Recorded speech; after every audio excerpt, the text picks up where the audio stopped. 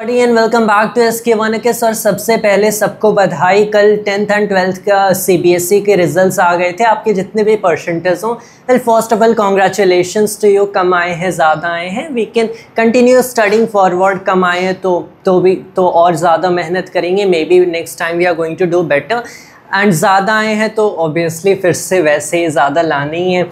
तो अब हम लोग अपनी सीरियस स्टडी फिर से शुरू करते हैं।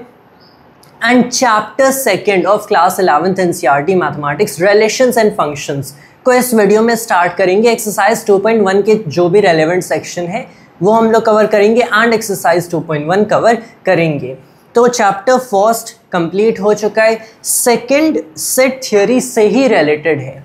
What relations and functions has to do is, तो देखो अगर आपने फंक्शंस का नाम कहीं सुना होगा, सो अगर आप फिजिक्स में थोड़ा आगे बढ़ गए हो तो आप फंक्शंस का नाम सुने होगी।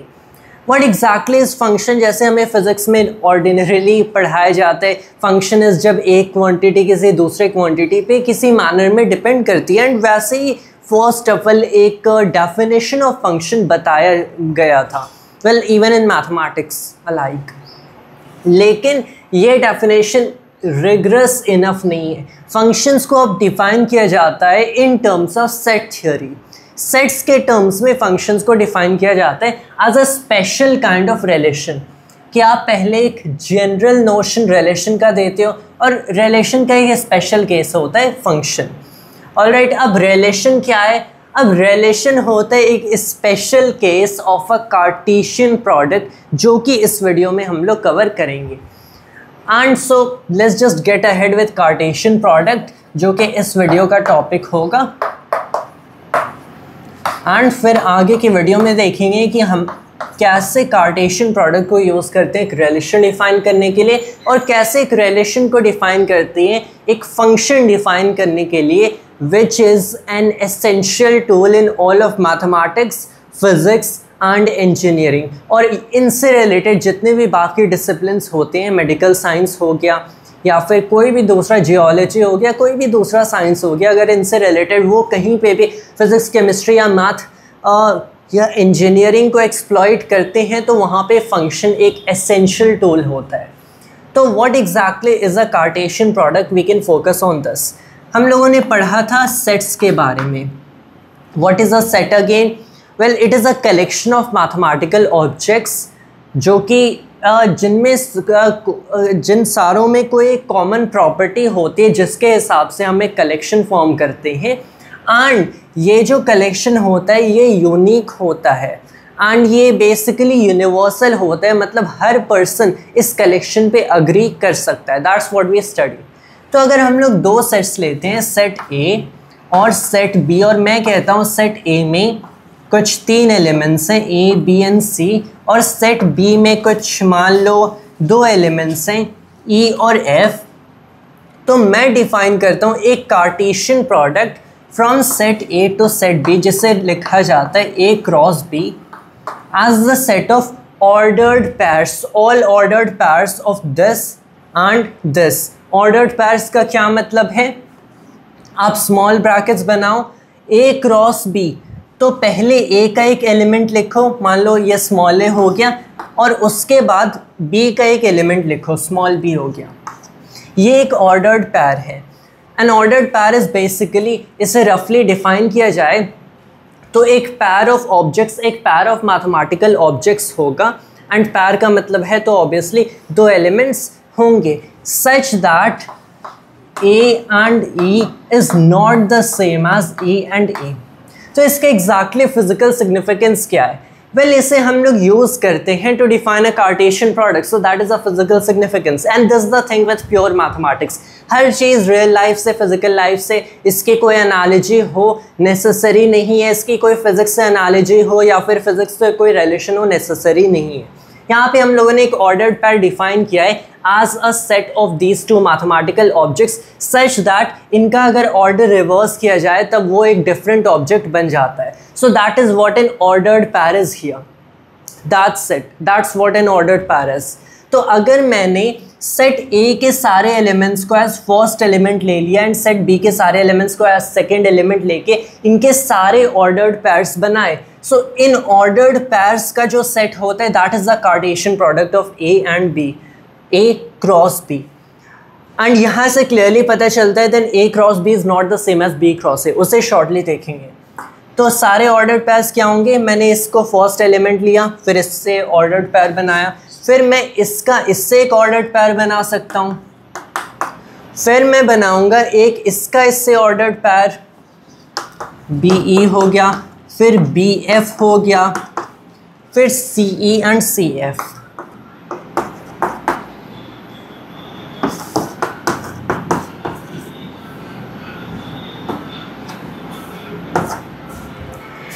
So this is the set of all ordered pairs with the first elements from set A and the second elements from set B. What do I mean by that? Her ordered pair में जो first element है वो set A का एक element है और उसी में जो second element है वो set B का element है, as you can check. This is the set of all ordered pairs of A and B.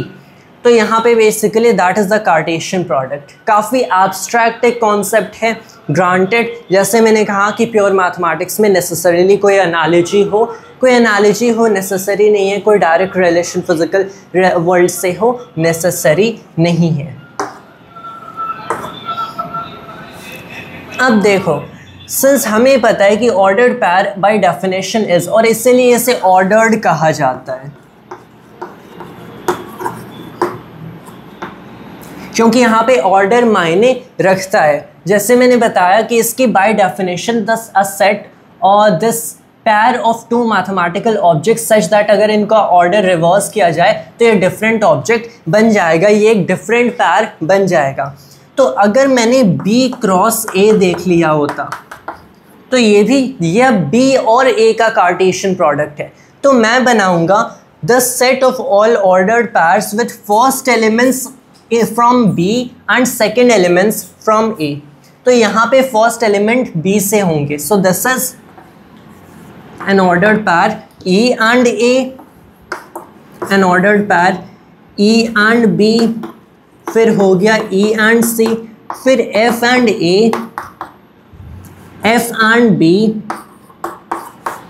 and F and C।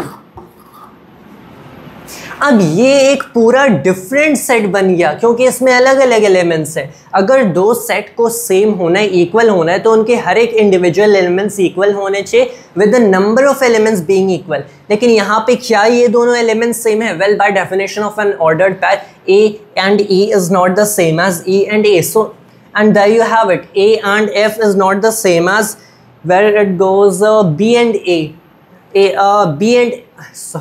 this is F and A and F is not the same as F and A। तो यहाँ पे clearly पता चलता है A cross B is a different set from B cross A। तो यहाँ पे हम लोगों ने क्या बेसिकली देख लिया, एक ऑर्डर्ड पैर का कॉन्सेप्ट और कैसे A cross B, the Cartesian product of a set A with set B is basically the set of all such ordered pairs with first elements from this and second elements from this। तो इतना ही हमें इस case में देखना था। यहाँ पे कुछ रियल एग्जांपल्स भी दिखाए जा रहे हैं and well late me just illustrate enough with the abstraction. यहाँ पे हम लोग थोड़ा रियल वर्ल्ड में आ जाते हैं।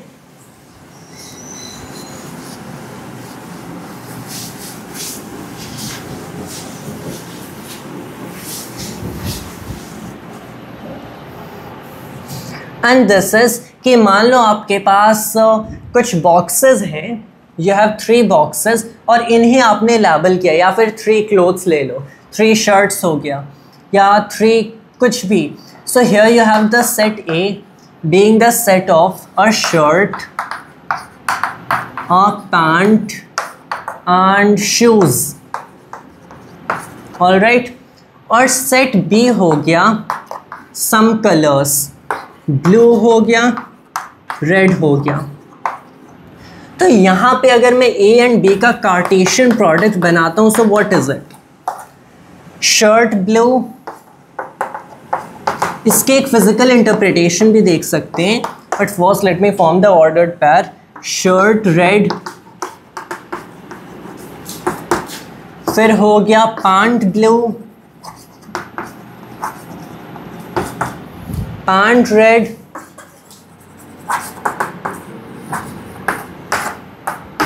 shoes blue, shoes red.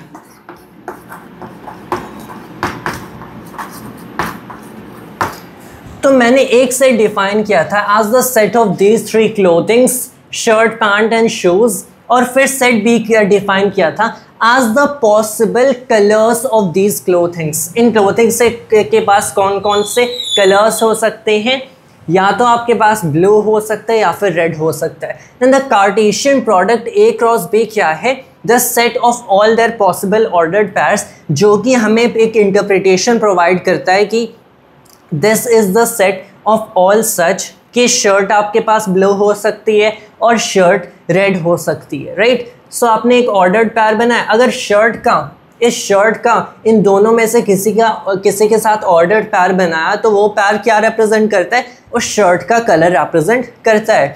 And A cross B is the set of all such ordered pairs. तो यहाँ पे क्या दिख गया आपको, सारे पॉसिबल आउटकम्स दिख गए कि शर्ट आपके पास ब्लू हो सकती है, that represents a blue shirt, ये एक रेड शर्ट रिप्रेजेंट कर रहा है, ये एक ब्लू पैंट रिप्रेजेंट कर रहा है, रेड पैंट रिप्रेजेंट कर रहा है, ये एक ब्लू शू रिप्रेजेंट कर रहा है, और ये रेड शूज रिप्रेजेंट कर रहा है। सो ए क्रॉस बी इन सारे एलिमेंट्स को कंटेन करता है कि क्या क्या पॉसिबल आपके पास कलरिंग्स ऑफ दीज क्लोथ्स हो सकते हैं। तो ये आपके एक फिजिकल इंटरप्रिटेशन दिख जाती है ऑर्डर्ड पेयर्स की।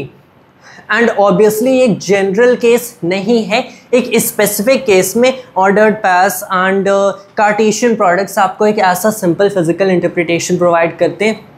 नॉट नेसेसरी कि हर एक ऑर्डर्ड पेयर और हर एक कार्टेशियन प्रोडक्ट को आप ऐसे विजुअलाइज कर पाओ। As I said we are talking about pure mathematics, it has to do mostly with abstractions, लेकिन फिर भी to get an intuition for the thing, this is a very good example.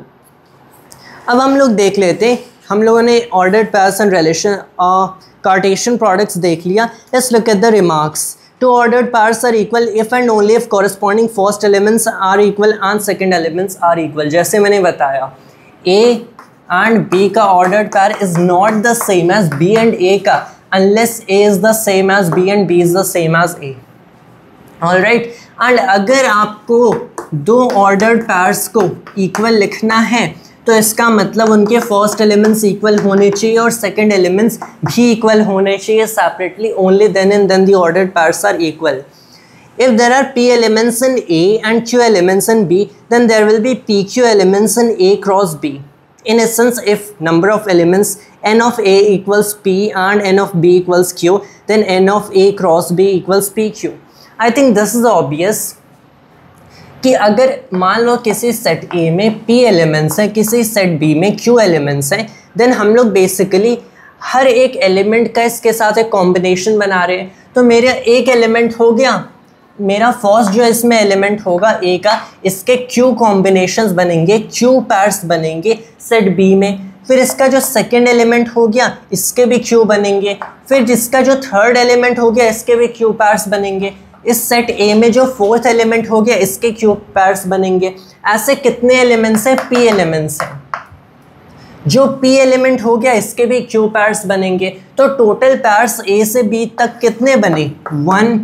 1 के कितने बने? Q प्लस 2 के कितने बने? 2Q plus 3 के कितने बने? Q। Alright, sorry this is not 1Q plus 1 के Q बने प्लस 2 के Q बने प्लस 3 के Q बने, और ऐसे P के भी कितने बने? Q बने। सो this is what, this is Q को कितनी बार लिखा जा रहा है? P एलिमेंट्स है तो P times, so this is basically P times Q। मतलब अगर number of elements in A P है and number of elements in B Q है, तो इसका मतलब यही है कि जो number of elements in A cross B होंगे वो PQ हो जाएंगे, इनका simple product. If A and B are non-empty sets and either A or B is an infinite set, then so is A cross B। तो इन दोनों में से कोई भी एक इन्फिनिट सेट हो गया तो A क्रॉस B भी इन्फिनिट होगा, क्योंकि देन उसमें से एक जो एलिमेंट होगा उसके जो ऑर्डर्ड पैर्स बनेंगे वो infinite number of ordered pairs बन जाएंगे विद द सेकंड सेट, क्योंकि उसमें इन्फिनिट एलिमेंट्स है तो इन्फिनिट ऑर्डर्ड पैर्स बनेंगे। And A cross A is equal to, यहाँ पे एक ऑर्डर ट्रिपलेट की बात की गई है। I will quickly explain this.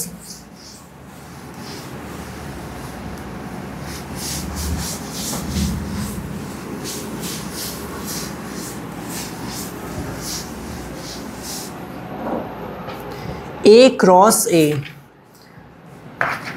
Cross A is equal to, it's written, the set of all A, B and C such that A belongs to A, B belongs to A and C also belongs to A।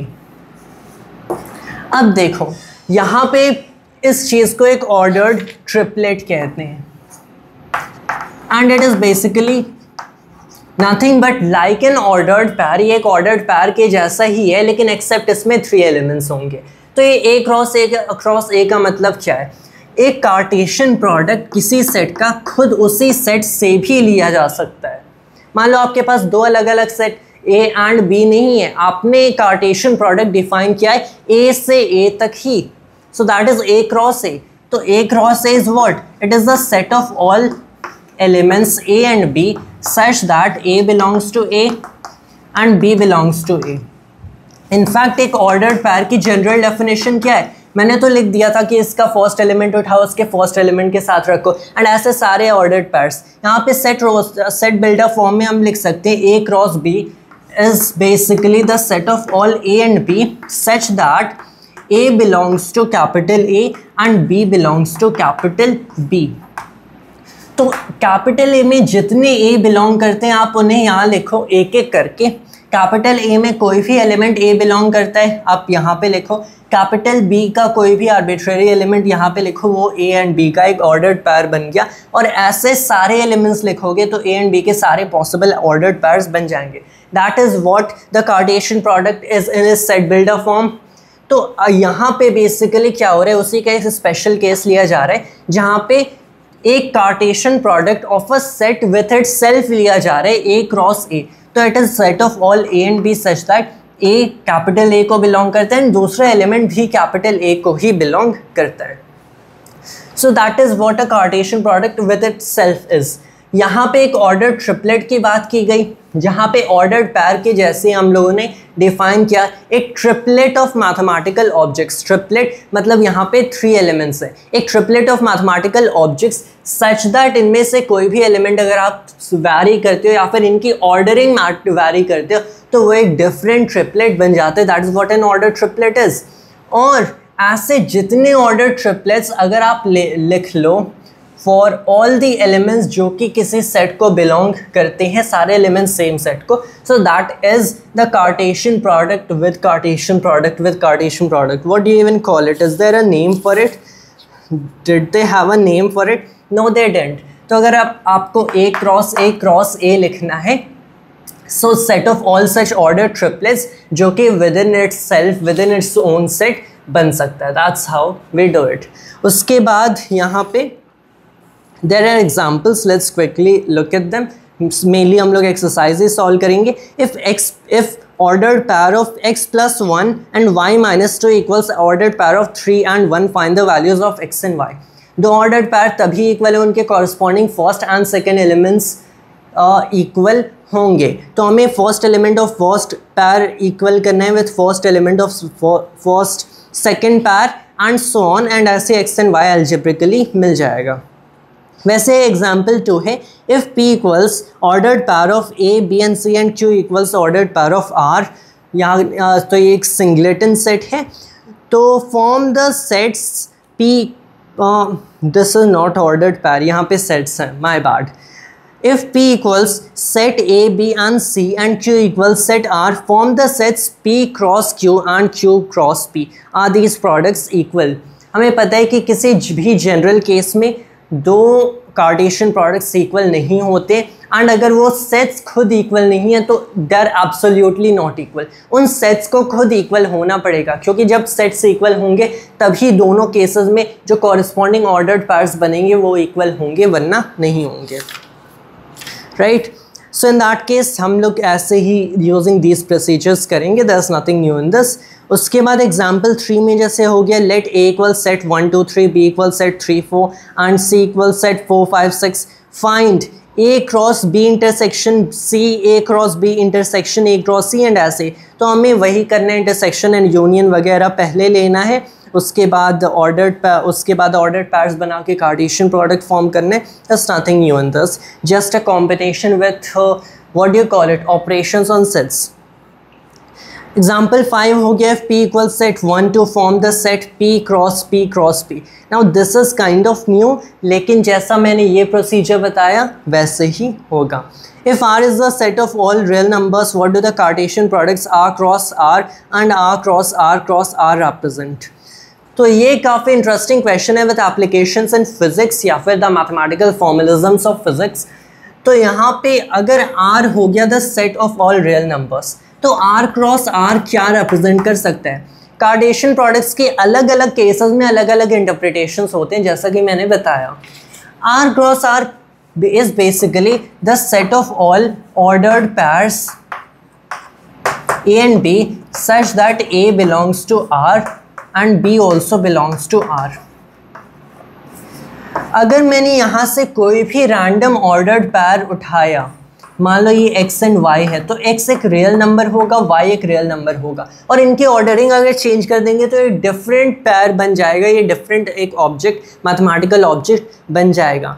तो ये easily represent कर सकता है किसी भी point की जो location है इन स्पेस, ये उस चीज़ को रिप्रेजेंट कर सकता है, जैसे हम लोग फिज़िक्स में करते हैं। तो फिज़िक्स में हो गया, अगर हमारे पास कोई ऑब्जेक्ट यहाँ पे रखा हुआ है और हमारे पास यहाँ पे एक ओरिजिन है, तो हम क्या करेंगे, इसकी x डिस्टेंस निकालेंगे और इसकी y डिस्टेंस निकालेंगे।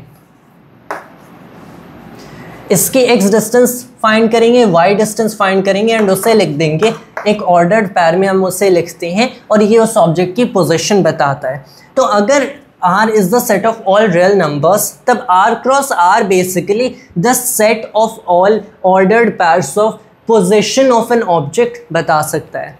In what? In a plane, क्योंकि यहाँ पे 3D स्पेस की बात नहीं की जा रही। अगर 3D में होगा तो 3 एलिमेंट्स हमें यूज़ करने पड़ेंगे, एक z डिस्टेंस भी। सो इन अ प्लेन, और जहाँ पे R क्रॉस R की बात आए तो इसका कोई आर्बिट्रेरी एलिमेंट कैसे दिखेगा, A B C जैसे दिखेगा। तो इस केस में ये किसी भी पॉइंट की लोकेशन इन स्पेस बता सकते हैं। ये तो प्लेन में, लेकिन ये स्पेस में, क्योंकि अब हम लोग इसे यूज़ कर सकते हैं x डिस्टेंस के लिए, इसे y डिस्टेंस के लिए और इसे z डिस्टेंस के लिए। तो in that case it is A B and C। So उसके बाद we can finally move to our exercises, and first of all let me just rub all of it and then we go ahead with our exercises.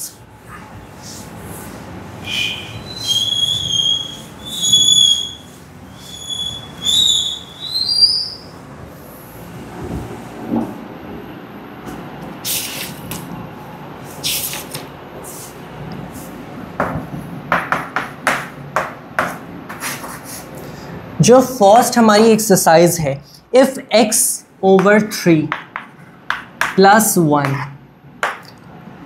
the ordered pair x over 3 plus 1 and y minus 2 over 3 equals the ordered pair 5 over 3 and 1 over 3. Find the values of x and y. दो ordered pairs तभी equal होते हैं जब उनके individual corresponding elements equal होंगे। तो इसका पहला एलिमेंट शुड इक्वल इसका पहला एलिमेंट। सो x over 3 plus 1 equals 5 over 3, मतलब x plus 3 equals 5, मतलब x equals 2। वैसे ही सेकंड इसका एलिमेंट शुड इक्वल सेकंड इसका element. y minus 2 over 3 equals 1 over 3, मतलब 3y minus 2 equals 1, so y हो गया 1। So that's how you do it. You have to keep notice कि ordered pairs are by definition such कि इनके they are only equal अगर इनके first and second corresponding elements equal होंगे. If the set A has 3 elements and the set B equals set 3, 4, 5, then find the number of elements in A cross B. तो बताया गया number of elements in set A 3 है और set B हमें बताया गया है 3, 4, 5, मतलब set B दे ही दिया गया है. तो इसके number of elements कितने हैं? इसके number of elements हैं 3. Then number of elements पूछा गया है in A cross B. Remember, number of elements in A cross B is the number of elements in set A times number of elements in set B. तो ये हो गया 9.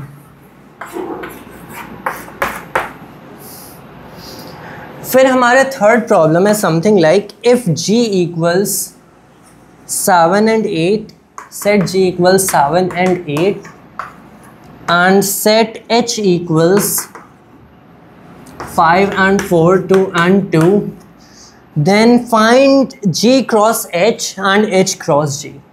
तो G cross H क्या होगा? The set of all ordered pairs with first elements from G and second elements from H. तो यहाँ पे पहले इसका फर्स्ट एलिमेंट लिखो 7 और इसका एक ऑर्डर्ड पैर बनाओ विथ इसको एज सेकेंड एलिमेंट, तो 5 हो गया. फिर 7 and 4 हो गया, फिर 7 and 2 हो गया. वैसे यहाँ पे हो गया 8 and 5, 8 and 4, 8 and 2. तो कार्टेशियन प्रोडक्ट बनाना है, सारे ऐसे ऑर्डर्ड पैर्स लिख दो विथ इसका this as first element running through all the entire set और these are second elements running through the entire set. लेकिन H क्रॉस G इससे एसेंशियली डिफरेंट होगा क्योंकि अब हम लोगों ने ऑर्डर रिवर्स कर दिया है विच बाय डेफिनेशन मीन कि अब ये सेम ऑर्डर्ड पैर नहीं है और अगर सेट के अंदर सारे एलिमेंट्स सेम नहीं है तो सेट सेम नहीं होंगे. So these two sets are essentially different. अब इसे एज फर्स्ट एलिमेंट लेंगे, सो 5 and 7 का ऑर्डर्ड पैर बन गया, फिर 5 and 8 का ऑर्डर्ड पैर बन गया, फिर 4 and 7 का ऑर्डर्ड पैर and 4 and 8 and then finally 2 and 7 and 2 and 8. और जैसा देखा जा रहा है ये दोनों सेम सेट्स नहीं है. So these are our sets G cross H and H cross G. उसके आगे I think at this point I just pause the video and rub all of it and then we continue. Hello and welcome and we are back once again with हमारा अब हम लोग question 4th attempt करते हैं. And this goes like state whether each of the following statements are true और false. If the statement is false rewrite the given statement correctly. तो यहाँ पे पहला केस है if P equals set M and N or Q equals set N and M, then P cross Q equals the set M, N and NM का ordered pair. तो ये देख के ही पता चल रहा है एकदम रॉन्ग होगा. क्योंकि सेट P में कितने एलिमेंट्स हैं? 2 एलिमेंट्स हैं. सेट Q में कितने एलिमेंट्स हैं? 2 एलिमेंट्स हैं. मतलब सेट P क्रॉस Q में कितने एलिमेंट्स होने चाहिए? 4 एलिमेंट्स होने चाहिए. एंड ये 4 क्या होंगे? 4 ऑर्डर्ड पेयर्स होंगे with the first elements from set A and the second elements from set B. Alright, तो ये देख के ही पता चल रहा है कि P क्रॉस Q में 4 एलिमेंट्स नहीं है, सिर्फ 2 ही हैं. So it is not an ordered pair, ये फॉल्स है. उसके बाद और इसमें हम लोग थोड़ा डिग कर सकते हैं, देख सकते हैं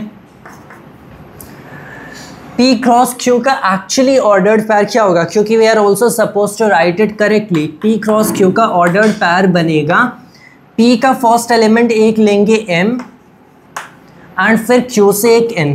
so it got this part correct. फिर P से फर्स्ट एलिमेंट लेंगे M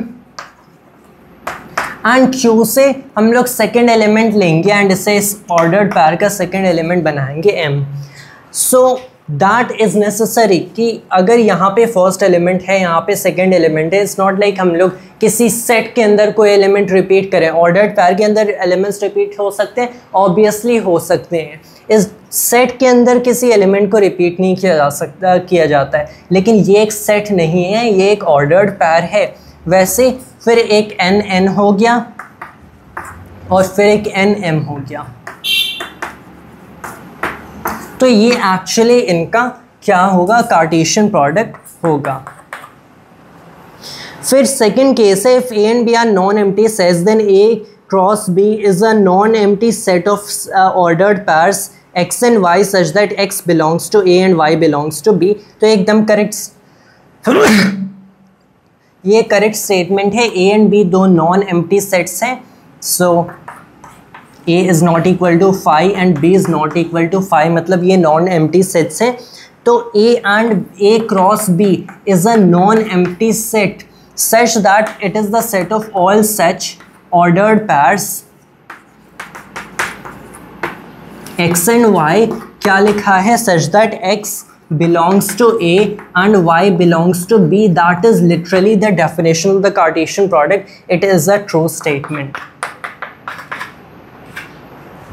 थर्ड केस देखते हैं, if a equals set 1 and 2 and b equals set 3 and 4, then a cross b intersection phi equals phi। ये भी एक करेक्ट स्टेटमेंट है। क्यों?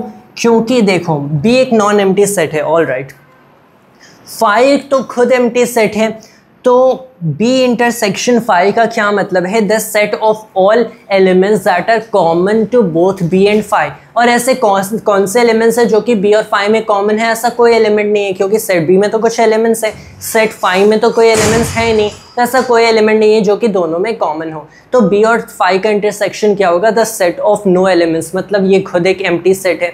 और ये चीज़ हम लोगों ने सेट थ्योरी में पढ़ रखा है कि किसी नॉन एम्प्टी सेट और एम्प्टी सेट का intersection is empty set, alright. तो ये खुद एक एम्प्टी सेट हो गया, और ए का जो कार्टेशियन प्रोडक्ट होगा किसी भी एम्प्टी सेट के साथ क्या होगा, वो एम्प्टी सेट होगा। क्यों एम्प्टी सेट होता है? क्योंकि the Cartesian product is set of all such ordered pairs. लेकिन अगर दूसरे सेट में कोई एलिमेंट है ही नहीं, तो पहले सेट से हम लोग कोई ऑर्डर्ड पेयर ले ही नहीं सकते। ऐसा कोई ऑर्डर्ड पेयर बना ही नहीं सकते हैं जिसका फर्स्ट एलिमेंट पहले सेट से हो एंड सेकंड एलिमेंट दूसरे सेट से हो, क्योंकि दूसरे सेट में कोई एलिमेंट है ही नहीं, तो ऐसे ऑर्डर्ड पेयर्स बनेंगे नहीं। So this is the set of all such well no ordered pairs at all, मतलब ये एक एम्प्टी सेट है। So this thing is an empty set, that's clear. उसके बाद हमारा ऐसे फोर्थ प्रॉब्लम फिनिश होता है। फिफ्थ प्रॉब्लम हम लोग देख सकते हैं, यहाँ पे हमें क्या a क्रॉस a बनाना है।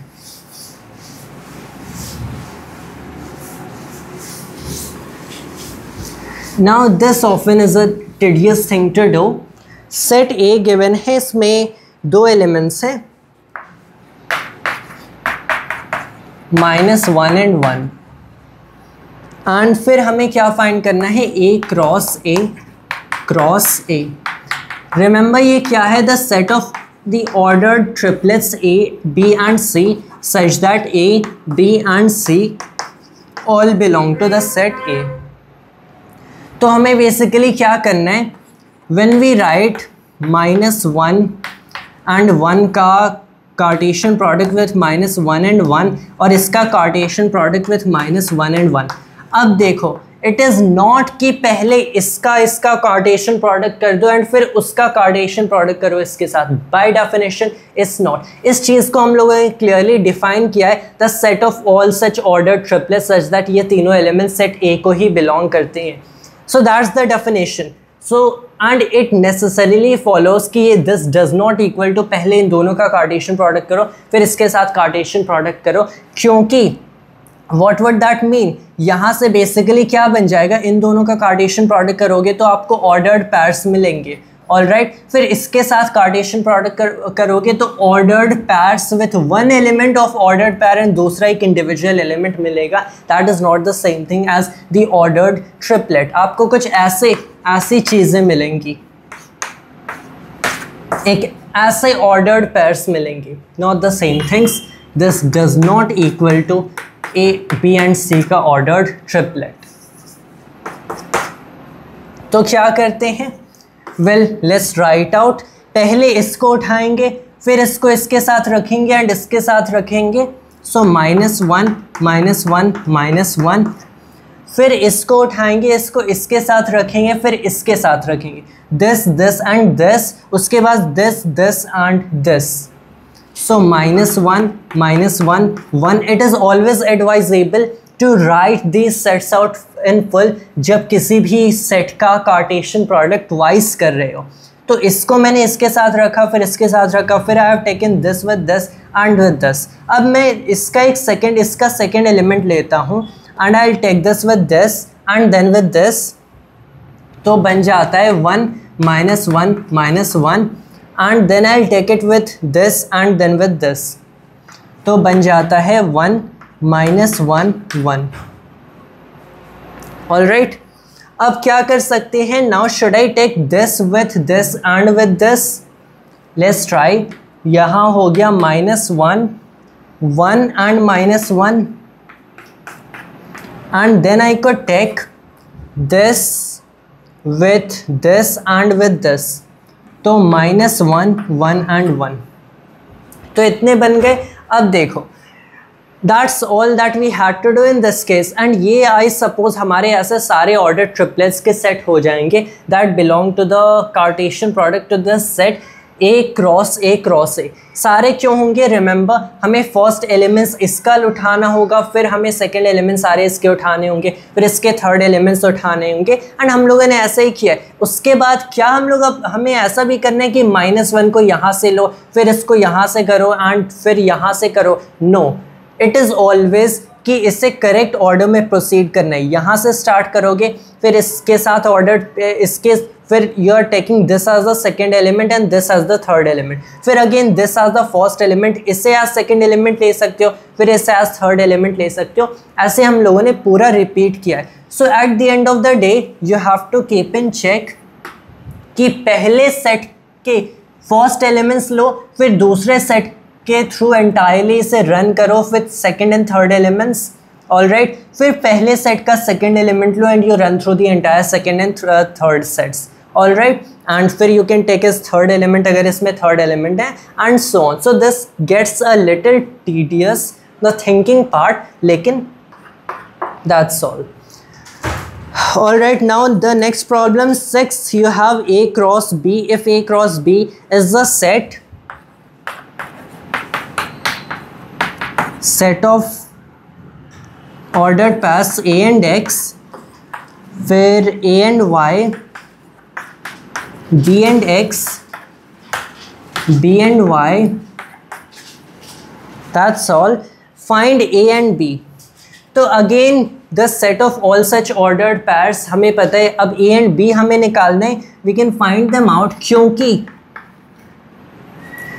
ये जो ऑर्डर्ड पैर्स बनेंगे, अगर ये Cartesian product A cross B का है तो हर ऑर्डर्ड पैर में जो फर्स्ट एलिमेंट होगा वो A को बिलोंग करता है. तो यहाँ पे अगर A लिखा है तो ये स्मॉल a लिखा है तो वो कैपिटल A सेट को बिलोंग करता है.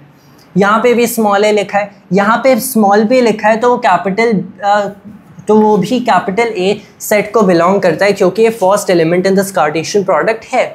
So that's it. और ऐसा कोई दूसरा ऑर्डर्ड पैर नहीं जिसमें कोई दूसरा डिजिट लिखा हो. एंड हम सारे ऐसे ऑर्डर्ड पैर्स को कलेक्ट करते हैं from set A to set B. मतलब यहाँ पे जितने फर्स्ट एलिमेंट्स हैं, अगर मैं उन सारों को बस कलेक्ट कर दूँ, मेरा सेट A फॉर्म हो जाता है. तो set A is what? A and B का set.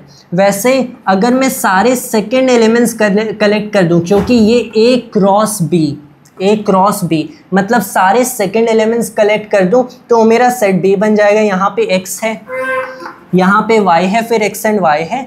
Alright, so that's our set B. And ऐसे हम लोगों ने set A and B recover कर लिया. अब देखो, A में 2 एलिमेंट्स हैं, B में 2 एलिमेंट्स हैं, तो A क्रॉस B में कितने एलिमेंट्स होंगे? 4 होंगे. यहाँ पे 4 दिख रहे हैं. आप इंडिविजुअली इनके ऑर्डर्ड पैर्स बना के चेक करो. A एंड X का एक ऑर्डर्ड पैर होगा, यहाँ पे दिख रहा है. A एंड Y का होगा यहाँ पे. फिर B and X, there you have it. B and Y, there you have it. सो ऐसे हमारे सेट A एंड B दिख जाते हैं. उसके आगे again I will pause the video and rub all of it and then will proceed with problem 7. Alright, now we are back once again. अब हम लोग 7th प्रॉब्लम देखते हैं. And this is set A equals 1 and 2, set B equals 1 2 3 4, set C equals 5 6, set D equals 5 6 7 8. तो verify that 1 A cross B intersection C equals A cross B intersection A cross C. ये हमें identity verify करना है. So first of all हम लोग क्या करते हैं, B इंटरसेक्शन C निकालते हैं. B और C का इंटरसेक्शन क्या होगा, 1 2 3 4 है यहाँ पे. Is it real? Let me again check कि क्या ये वही सेट्स हैं. B 1 2 3 4 है, C 5 6 है. ऑल राइट, तो B इंटरसेक्शन C तुरंत पता चल गया क्या है, 5 है. ऑल राइट, क्योंकि इनमें कोई एलिमेंट्स है नहीं तो इनका इंटरसेक्शन 5 है. तो ये पूरी चीज़ क्या हुई, ये भी 5 हो गई. The Cartesian product of a non empty set with N empty set is what, 5. तो ये लेफ्ट हैंड साइड तो पूरा 5 हो गया. अब देखो A क्रॉस B क्या होगा, A क्रॉस B हो जाएगा, ये सारे ऑर्डर्ड पैर्स बनेंगे. A क्रॉस C इसके साथ ऑर्डर्ड पैर्स बनेंगे. एक चीज़ देख लो, अगर मैंने A क्रॉस B इसके साथ ऑर्डर्ड पैर्स बन रहे हैं तो यहाँ पे 1 1 हो गया, 1 2 1 3 1 4, 2 1 2 2 2 3 2 4. ऑल राइट, फिर A क्रॉस C में इसके साथ ऑर्डर्ड पैर्स बनेंगे. एक चीज़ नोटिस करो, अगर मैंने कोई भी ऑर्डर्ड पैर लिया from A cross B, so that does not belong to A cross C. क्यों? क्योंकि A B और C में कोई कॉमन एलिमेंट नहीं है. B और C में कोई कॉमन एलिमेंट नहीं होंगे तो A क्रॉस B और A क्रॉस C में कोई कॉमन एलिमेंट नहीं होंगे, क्योंकि A क्रॉस B में यहाँ पे जो सेट बनेगा उसके सारे ऑर्डर्ड पैर्स में सेकेंड एलिमेंट कहाँ से होंगे, A क्रॉस B में सेकेंड एलिमेंट B से होंगे. राइट, फिर A क्रॉस C जो सेट बनेगा उसमें सारे second elements of the ordered pairs set C से होंगे. तो अगर कोई भी एलिमेंट B और C में कॉमन नहीं है तो कोई भी ऐसा ऑर्डर्ड पैर नहीं होगा जहाँ पे सेकेंड एलिमेंट जो होगा B एंड C में कॉमन नहीं है, तो कोई ऑर्डर्ड पैर कॉमन नहीं होगा A cross B and A cross C में. यहाँ पे कोई इनमें ऑर्डर्ड पैर कॉमन नहीं होगा तो A क्रॉस B और A क्रॉस B और A क्रॉस C का इंटरसेक्शन क्या हुआ, ये एक एम्प्टी सेट हो गया 5.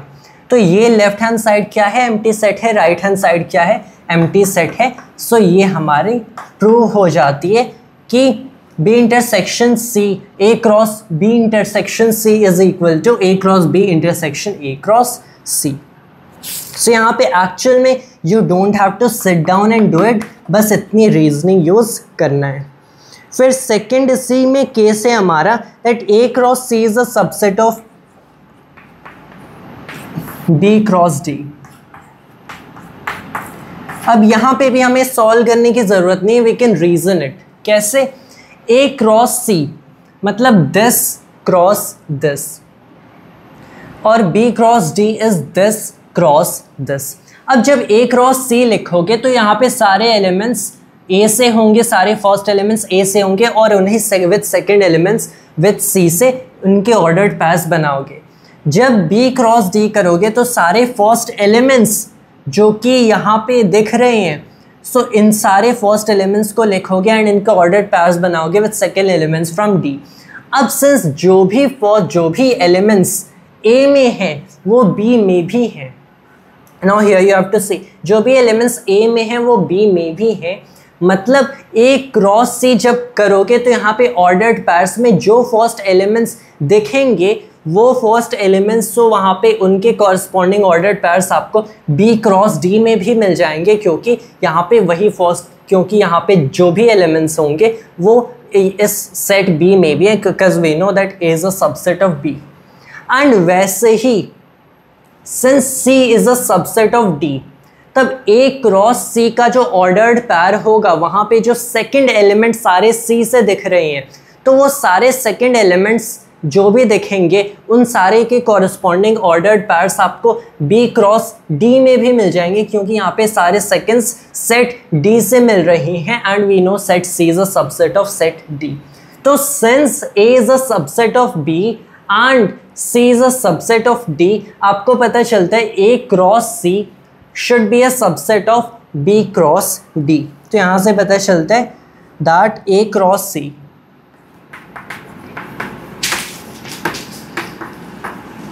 and C is a subset of D, A cross C is a subset of B cross D।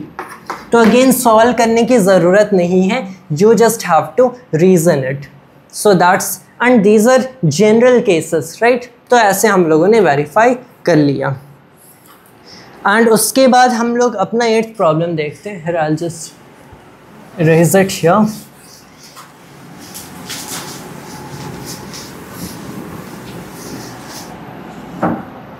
And this is, let's set A equals 1 and 2 and set B equals 3 and 4. Write A cross B। पहले A cross B लिखना है, easy। 1 3 हो जाएगा, 1 4 हो जाएगा, फिर 2 3 हो जाएगा, 2 4 हो जाएगा। How many subsets will A cross B have? List them. All right. A cross B के subsets कितने होंगे और हमें उन्हें लिस्ट करना है। तो यहाँ पे देखो, पहले तो कैसे इनके सबसेट्स फॉर्म करेंगे, इन चारों को इंडिविजुअली ले लोगे, ये 4 सबसेट्स बन जाएंगे। ऑल राइट, फिर 2-2 करके इन्हें ले लोगे, this and this and this and this and this and this and this and this and this and this, 2-2 करके ले लोगे तो वो भी इनके सबसेट्स बन जाएंगे। फिर 3-3 करके लोगे, दीज 3 एंड दीज 3, वो सबसेट्स बन जाएंगे। फिर आप ले लोगे चारों को एक साथ, वो एक सबसेट बन जाएगा। फिर एक 5 ले लोगे, वो एक सबसेट बन जाएगा। तो इसमें टोटल कितने एलिमेंट्स हैं? इसमें टोटल 4 एलिमेंट्स हैं। तो टोटल सबसेट्स किसी भी सेट में जितने एलिमेंट्स होते हैं, जो list the number of elements, तो सबसेट्स उस सेट के कितने होते हैं? 2 to the power that। ये हम लोगों ने सेट थ्योरी में पढ़ा था। If a set A has n elements, तो उसके कितने सबसेट्स होंगे? 2 to the power n। तो यहाँ पे कितने एलिमेंट्स है? A क्रॉस B में 4 एलिमेंट्स हैं, तो यहाँ पे 2 to the power 4 16 सबसेट्स बनेंगे। पहली चीज़ ये मैंने पहले बता दिया था कि कैसे सबसेट्स बनाएंगे। हियर कितने सबसेट्स बनेंगे? 2 to the power number of elements 4 हैं, तो 16 सबसेट्स इस सेट के बन जाएंगे। Now let's actually use that to find what the subsets are. तो पहले मैंने लिख लिया 1 3 के ऑर्डर्ड पैर को इंडिविजुअली मैंने एज अ सेट लिख लिया, तो एक सबसेट हो गया। What exactly does it mean here? कि ये जो एलिमेंट है 1 3 का ऑर्डर्ड पैर, ये एलिमेंट इसमें भी बिलोंग करता है, राइट? तो ये जो सेट ऑफ द एलिमेंट 1 3 का ordered pair is a subset of A cross B। फिर मैंने ले लिया 1 क्रॉस 3 एक ऑर्डर्ड पैर और 1 क्रॉस 4 एक ऑर्डर्ड पैर का सेट। फिर मैंने ले लिया 1 क्रॉस 4 ऑर्डर्ड पैर and 2 my bad not cross comma 2 and 3 का ऑर्डर्ड पैर, इसको मैंने ले लिया, दिस इज अ सबसेट। फिर I take 2 and 3 or 2 and 4.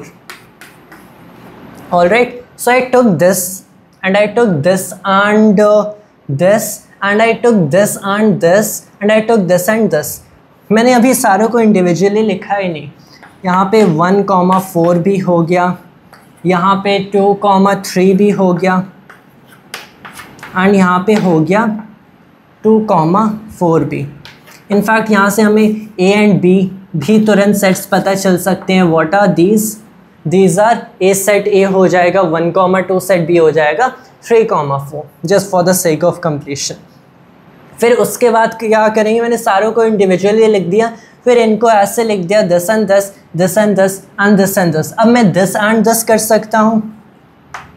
यहाँ पे हो गया 1, 3 एंड 2, 3। फिर मैं इसको इसके साथ रख सकता हूँ, 1, 3 एंड 2, 4। अब क्या मैं इसको इसके साथ बैक रख सकता हूँ? वेल यहाँ पे हम लोग ऑर्डर्ड पैर्स नहीं बना रहे हैं, these are elements in set. मतलब अगर मैंने लिखा एक सेट विद द ऑर्डर्ड पैर 2,4 and the ordered pair 1,3, that is the same as this. इस सेट में ऑर्डरिंग मैटर नहीं करती, ऑर्डर्ड पैर्स में ऑर्डरिंग मैटर करते हैं। So 1,3 is not the same as 3,1, but the set 1,3 and 2 set and the ordered pair 2,4 is the same as the set of the ordered pair 2,4 and the ordered pair 1,3. Alright, तो इसका इसके साथ हो गया, हाँ we took इसका इसके साथ and इसका इसके साथ। फिर मैं इसका इसके साथ लिख सकता हूँ 1,4 हो गया and 2,4 हो गया। Alright, फिर मैं लिख सकता हूँ, आप 3-3 करके ले लो, ये तीनों और ये तीनों, 1,3, 1,4, 2,3। फिर you have the set of these three, 1,4, 2,3, 2,4। Alright, अब मैं चारों को एक साथ लिख देता हूँ, 1,3, 1,4, 2,3, 2,4, okay, and finally I will write 5।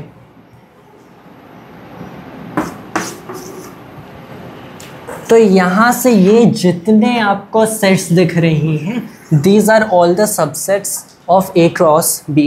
हम लोग काउंट करते हैं कितने हैं, 1, 2, 3, 4, 5, 6, 7, 8, 9, 10, 11, यहाँ पे हो गया 12, 13, 14, 15 और 16। जैसे हम लोगों ने गेस किया था कि 2 to the power, not guess किया था, वी एक्चुअली, क्योंकि किसी भी सेट में n एलिमेंट्स हैं तो उसमें 2 to the power n subsets होंगे, तो उस फॉर्मूला के हिसाब से हम लोगों ने देखा था 16 सबसेट्स होंगे and we actually listed them all and 16 subsets हमें मिले हैं।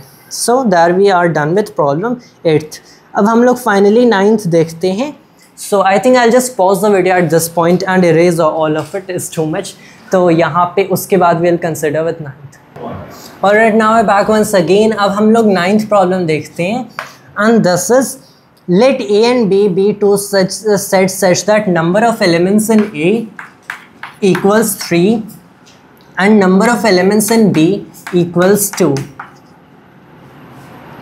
If ordered pairs x and 1 and y and 2 and z and 1 are in A cross B, मतलब ये तीनों A cross B को बिलोंग करते हैं, तो find A and B where x, y and z are distinct elements. तो पहले बता दिया गया कि x and y and z distinct elements हैं, so that first of all clarifies this is not the same as this, ये दोनों different ordered pairs हैं। All right, so how do you find A and B? So I think it is very simple, कि देख के पता चल रहा है कि A हो जाएगा x, y, z और B हो जाएगा 1 and 2। You don't have to do anything to find them। क्यों? पहली चीज़ बताई गई है कि number of elements in A क्या है, 3 है, A में 3 एलिमेंट्स हैं। Number of elements in B क्या है, 2 है। सो अगर आप A क्रॉस B करते हो, A क्रॉस B फॉर्म करते हो, so it will take each of the 3 elements in A and इसे एज फर्स्ट एलिमेंट्स लिख के इसका ऑर्डर्ड पैर बनाएगा with an element in B। And हमें पता है कि ये तीनों ordered pairs A cross B में बिलोंग करते हैं, तो x, 1 A क्रॉस B में बिलोंग करता है। इसका मतलब क्या, अगर x, 1 ordered pair A cross B में बिलोंग करता है, इसका मतलब this is not an ordered pair, ये बता रहा हूँ कि ये A cross B as a whole को बिलोंग करता है। इसका मतलब x A को बिलोंग करता है, राइट, इसका मतलब x A को बिलोंग करता है एंड 1 B को बिलोंग करता है। सो हमें पता चला कि अगर मैं x को A को लिखने जाऊँ तो इसमें एक x तो मिल ही जाएगा, और अगर मैं B को लिखने जाऊँ इसमें एक 1 मिल जाएगा। फिर हमें पता चला कि x 1 अगर A क्रॉस B को बिलोंग करता है, सो X should belong A and 1 should belong B। फिर वी नो कि Y एंड 2 का जो ऑर्डर्ड पैर है A क्रॉस B को बिलोंग करता है, मतलब Y should belong A and 2 should belong B। And यहाँ से सिंस हमारे पास अब 2 एलिमेंट्स हो गए जो कि B को बिलोंग करते हैं, and we had known that there are only 2 elements जो कि B में हैं, मतलब ये हमारी कंप्लीट सेट B हो गए। एंड अगर हम लोग एक तीसरे ऑर्डर्ड पैर को भी देख लेते हैं, Z, 1 का ऑर्डर्ड पैर, तो हमें पता चलता है अब Z A को बिलोंग करना चाहिए एंड 1 B को। अब B के पास एक और एलिमेंट क्या मिल रहा है? नॉट एग्जैक्टली, क्योंकि यहाँ पे 1 लिखा है जो कि हम लोगों ने ऑलरेडी इंक्लूड किया, तो अगर मैं इसे फिर से 1 लिखूँ so that is the same thing as here, set में एलिमेंट्स रिपीट नहीं होते, सो B में 2 ही एलिमेंट्स हैं। लेकिन अब Z A को बिलोंग करना चाहिए एंड हमें पता था कि A में सिर्फ 3 एलिमेंट्स हैं, तो यहाँ पे सेट A कंप्लीट हो गई। So you basically have to do with ये ordered pairs A cross B में है, मतलब इसका फर्स्ट एलिमेंट A में होना चाहिए, इसके सेकंड एलिमेंट्स B में होना चाहिए, like that. So that is 9th problem का सॉल्यूशन। फिर 10th देख लेते हैं। The Cartesian product A cross A has n elements among which are found -1, 0 का ordered pair and the ordered pair 0, 1. Find the set A and the remaining elements of A cross A. तो A cross A के अंदर कितने elements हैं? 9 elements हैं। तो इससे पहली चीज़ A के अंदर कितने एलिमेंट्स होने चाहिए? 3 होने चाहिए। क्यों? क्योंकि the number of elements in A cross B is equal to number of elements in A times number of elements in B। तो number of elements in A cross A क्या होने चाहिए? Number of elements in A times number of elements in A, मतलब number of elements in A का square. Alright, तो इस number पूरे number का स्क्वायर किया जा रहा है, विच इज़ 9। तब number of elements in A क्या हो गए? इसका रूट 3 -3 हम लोग we are not considering that, क्योंकि a set can't have negative number of elements. तो A में कितने एलिमेंट्स हैं? 3 हैं। अब बताया जा रहा है कि -1, 0 और 0, 1 ये दोनों एलिमेंट्स किसको बिलोंग करते हैं? सेट A क्रॉस A, इस कार्टेशियन प्रोडक्ट को बिलोंग करते हैं। तो यहाँ से क्या पता चला कि -1 A को बिलोंग करना चाहिए और 0 भी A को बिलोंग करना चाहिए। सारे फर्स्ट एलिमेंट्स फर्स्ट सेट को बिलोंग करेंगे। और वैसे ही ये जो 0 है A को बिलोंग करना चाहिए, तो हमें वही चीज़ रिपीटेड मिल रही है। और ये जो 1 है और यहाँ पे 0 हम लोगों ने देखा, और ये जो 1 है ये भी A को बिलोंग करना चाहिए। तो हमें पता चला -1, 0 एंड 1 A को बिलोंग करने चाहिए। एंड हमें पता था कि A के अंदर 3 ही एलिमेंट्स हैं, मतलब पूरा सेट है A हमें मिल गया। We know that A has 3 elements और हमें 3 एलिमेंट्स मिले जो कि A को बिलोंग करते हैं, मतलब ये पूरा सेट A हो गया। तो यहाँ से हमें सेट A मिल गया। Alright, so we have found what the set A is, -1, 0 and 1। और हमें क्या करना था? And the remaining elements of A cross A। So now what we basically have to do is कि आई विल जस्ट इरेज यहाँ से थोड़ा सा here.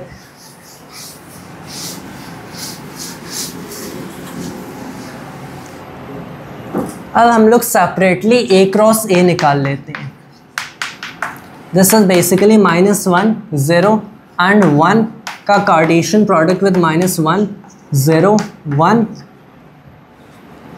I can write this as -1 and फिर हो गया -1, फिर -1 एंड 0, -1 एंड 1, फिर 0 एंड -1, 0 एंड 0, 0 एंड 1, फिर 1 एंड -1, 1 एंड 0 एंड 1 एंड 1।